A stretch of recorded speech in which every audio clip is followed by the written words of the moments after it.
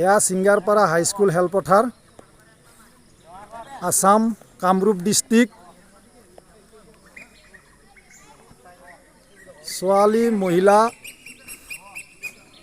আৰু সকলোৱে মিলি একেলগে ছিংগাৰপাৰা হাইস্কুল খেলপথাৰত ৰাতিপুৱা 5 বজাৰ পৰা 6 বজালৈ শাৰীৰিক ব্যায়াম প্ৰশিক্ষণ দি থকা হৈছে।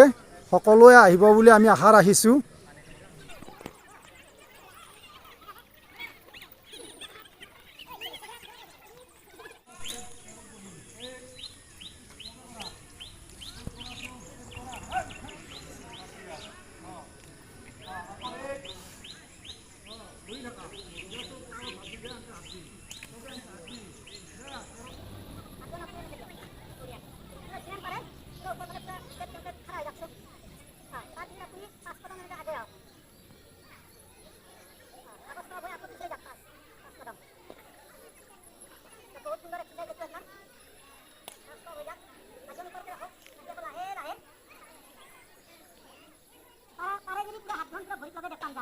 কোনো যুদ্ধ কৰিব নালাগে।